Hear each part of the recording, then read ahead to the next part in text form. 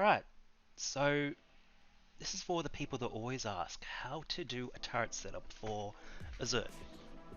Now when I say Zerg, I don't mean a long server or anything like that, because this isn't the system for that. This is not for a long server. This is more clan server. This is Vital or Affinity server. Like, this is the setup to use for that. Okay, so the strength of this is it's not reliant on batteries. It's not reliant on the windmills. It's interchangeable. It covers a lot of weaknesses, especially in a raid. So this is for 27 turrets, but it is easily expandable. Like, basically I only got 27 here because I only got 3 batteries. So say if you need more, you just add another battery and another 9 turrets, and so on and so on. Of course, you add windmills accordingly to that.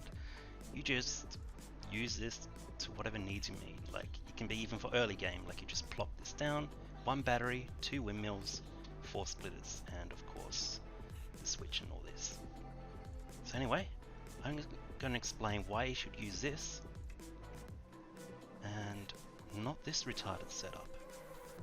So this has 3 points of failures. It has, well, they blow the windmill, the battery takes over of course, but they blow the battery, the turrets go off, they blow the switch, the turrets go off, they get lucky and hit one of their first branches. All your turrets are now fucked. The strength of this, say they're pummeling, they hit where you're hitting your batteries, they got lucky, they hit 1, they got really lucky, they hit 2 and 3. Would you look at that? It's still on. Okay. So that's the primary reason why you would use a power loop, and the primary reason why it's so strong. So also say, this is the exact same with the other one, like, got a bad battery, they blow all 6 windmills. You'll have 4 hours to get your shit together and put your windmills back up.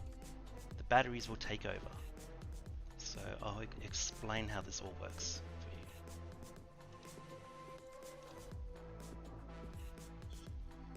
you. So you got all your power. You don't need 6, by the way. You can have 4 windmills, 3 windmills. I recommend 4 for 27 because it will, depending on the wind, like, you'll go off and on. It'll switch to batteries, it'll switch to windmills. It gets very annoying. But yeah, this is what's called the key branch. This is what you put your total draw of the system is. This is the goal. This is what you want the windmills to be hitting. As long as it's hitting that, the remainder of the power will go to the battery through the power out. The branch will go straight to here. That's the goal. It's been hit. So it charges the battery through the splitters. The branch out will power the blocker to make sure that these batteries are not getting used until this branch is no longer powered and the pass-through is allowed to be used. That's the boring stuff. Okay, so this is where it gets smart. You can have this switch anywhere you want. You could have it next to the tier 3. You can have it in the most convenient spot for your group. It allows it to be completely segmented, although it is inverted, so if people complain, you can just tell them why it's inverted.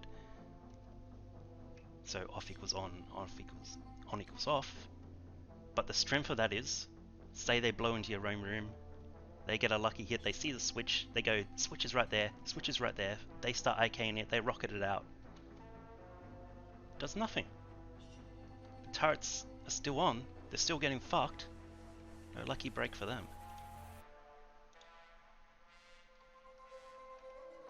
Now, the reason why I use splitters, I don't know, a lot of people question me for this, but I'll explain it. So you keep all of this very safe. Like, I'll show you now. Like in the IW main base, this is where I kept everything, like the least likely spot to be hit. Right next to TC, level 1, it's never going to get hit. You can put this in such a compact spot. This is all you need to keep safe. 94 power to each of these. So you can have this like powering your roam room, you can have this powering your compound roof, and the other one down there, like wherever you want. So it keeps it completely segmented, completely different. They won't get lucky unless they hit this. Like, it just allows for a lot more versatility for your settings of what you need for your raid defenses. Now, 2 quick tips. 1, smart switches. Use them. Do not use normal switches. The main strength is I have no TC proven right now. I cannot interact with it. I cannot troll you. I cannot turn off your turrets. Now, the next quick tip. Right, I need TC. Say you need to extend the range of your turrets. Memory cells come in handy. Not branches, memory cells. Branches will always drain more power, make things annoying. These little guys put an inverted output. Uses 0 power. It's great. It's great for extending. Anyway, that should be it. I'll just show you on screen now the little GIF I made on Rust Electrician. I'll put in the description for you that you can cross-reference at any time. You can have it on a tab while you're doing this. But yeah, that should do it. If you have any questions, at me in Building Bulletin or get my Discord and PM me. I'll be more than happy to help out. Take care, guys.